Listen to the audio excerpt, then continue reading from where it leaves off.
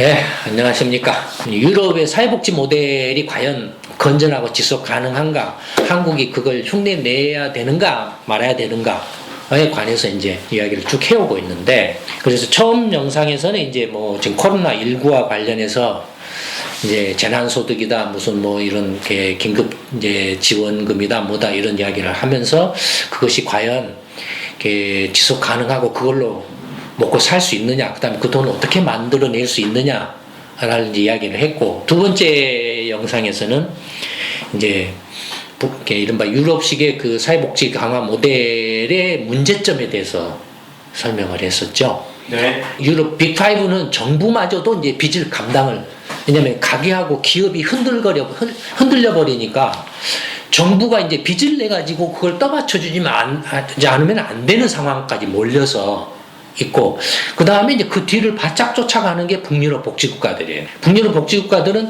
가게하고 기업들이 빚이 굉장히 많아요. 근데 정부는 이제 법제화에 의해서 재정 건전성을 유지하도록 돼 있는데, 핀란드 같은 경우는 노키아가 흔들리기 전에는 정부 채무 비율이 30% 정도밖에 안 됐어요.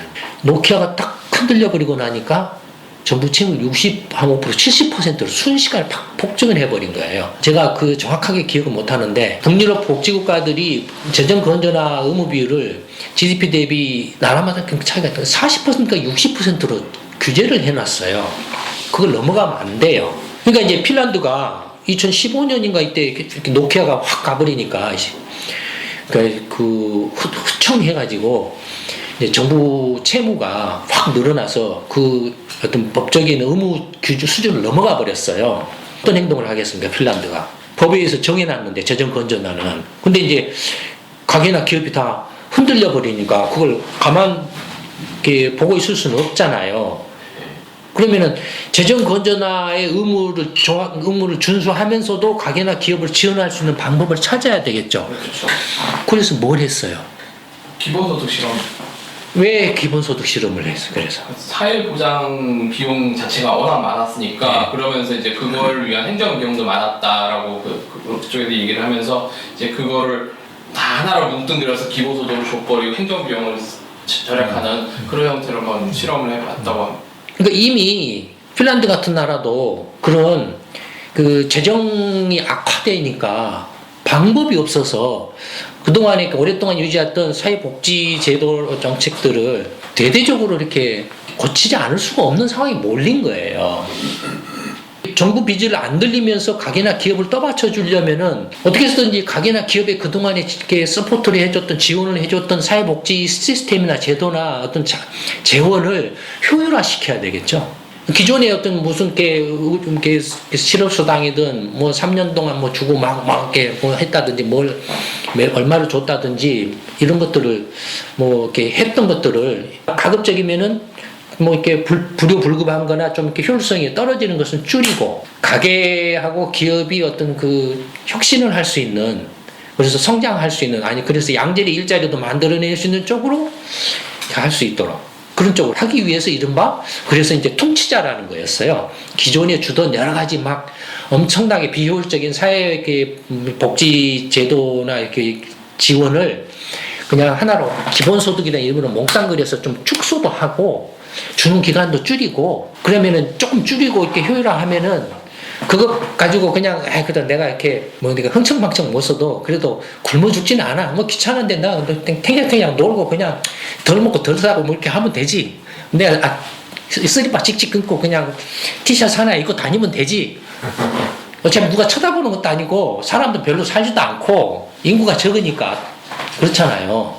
특별히 이렇게 할 그런 것도 이렇게 없고, 이게 뭘 말합니까? 핀란드의 경제의 어떤 중심인 가게나 기업의 어떤 핵심 부분이 심각한 손상을 입었다라는 거죠. 그냥 뭔가 이렇게 동기부여나 뭔가를 이렇게 사업을 벌린다든지 아니면 이렇게 일을 열심히 해서 돈을 벌어서 뭔가 하겠다는 어떤 의욕이나 이런 것 자체가 그냥 손상돼 버렸다라는 거죠. 그러니까 경쟁력도 잃어버리고 떨어져 버리고, 그렇다고 이렇게 양질의 어떤 인재들이나 뭐 이런 사람들이 나와서 뭔가를 하는 것도 아니고 다 그냥 내가 덜 먹고 덜 써야지 뭐 이렇게 이런 식으로 그냥 준 돈이나 받아먹는다는 식으로 있다라는 거예요. 그러니까 어떨까요? 그래서 그렇게 되면은 당연히 성장률이 떨어지겠죠. 이번에는 그런 그 유럽의 복지국가 모델이 과연 유럽 경제의 성장률을 이렇게 미국이나 일본, 한국에 비해서 더 높게 유지를 해왔느냐라는 거예요. 그걸 한번 비교를 해보자라는 거예요. 그냥 비교해보면은 직관적으로도 알 수 있잖아요. 예를 들어서 이제 위의 그래프는 뭐냐면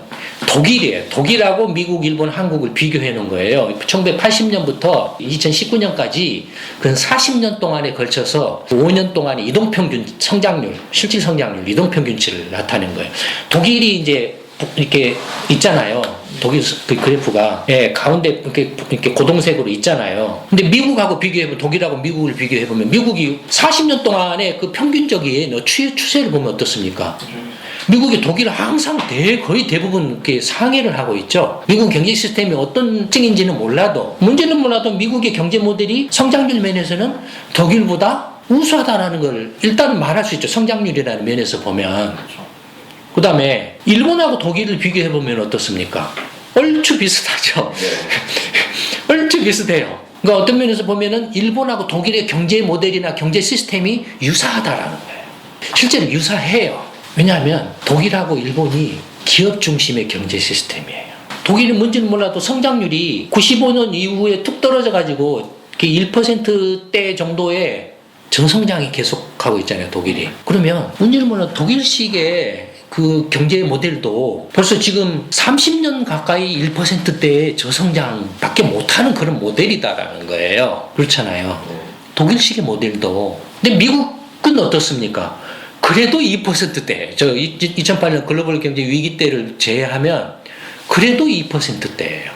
그러면 일단 성장률이라는 면에서 보면 한국의 벤치마킹을 어디를 해야 될까요? 미국을 해야 되겠죠. 그렇지 않습니까? 조금 더 나은 모델을 따라가야 돼요. 일본하고 독일 모델을 따라가면 1%로 주저앉잖아요. 일본 같은 경우는 1%잖아요. 그렇죠. 근데 지금 이제 저렇게 성장률이 떨어진 또 배경이나 요인들에 대한 이야기가 필요하겠죠. 그건 또 나중에 기회가 되면 이제 이야기라. 그다음에 한국의 경우에는 이제 경제 발전 단계가 다르다 보니까 성장률이 계속 떨어지는 거니까 10년 전, 20년 전에 이미 도달했던 미국과 유럽이나 일본이 도달했던 수준에 이제 한국이 이제 진입을 가까이 가고 있는 상황이죠. 네. 근데 그 가는 속도가 어마어마하게 빠르죠. 그다음에 독일이 저렇고 그 밑에 그래프로 보면 유럽의 빅5가 있어요. 똑같이 고동색으로. 유럽의 빅5, 그러니까 프랑스, 영국, 뭐 이탈리아, 뭐 스페인, 네덜란드 이걸 평균해 놓은 거예요. 예, 단순 평균해 놓은 거라서 조금 이렇게 약간 그 부풀려져 있는데 가중 평균을 하면 더 낮을 거예요, 성장률이. 근데 어쨌든 그게 평균을 해 놓은 걸 비교해 봐도 일본보다는 조금 높았지만 미국보다는 여전히 낮죠. 네. 저거의 빅5가 어떻습니까? 2010년 이후에 뭔가 이렇게 주저앉았죠.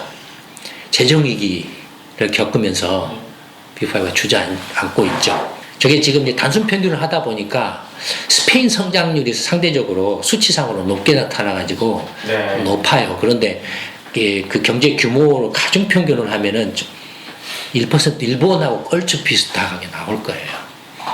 근데 어쨌든 저렇다 이거예요. 그 다음에 이제 북유럽 복지국가, 노르웨이, 덴마크, 핀란드, 스웨덴 4개 나라를 단순 평균한 거예요. 그러면 저 상식적으로 이렇게 가장 복지가 가장 빵빵한 나라니까 가장 성장률이 높아야 되잖아요. 그런데도 불구하고 어떻습니까? 미국보다 여전히 낮죠. 그러니까 성장률이라는 면에서 보면 유럽식의 그 사회복지 모델이 경쟁력이 있는 게 아니라는 거예요. 미국식 모델의 경제 모델에 비해서 경쟁력이 있는 게 아니라는 거예요. 일단 수치상으로 확연히 드러난다라는.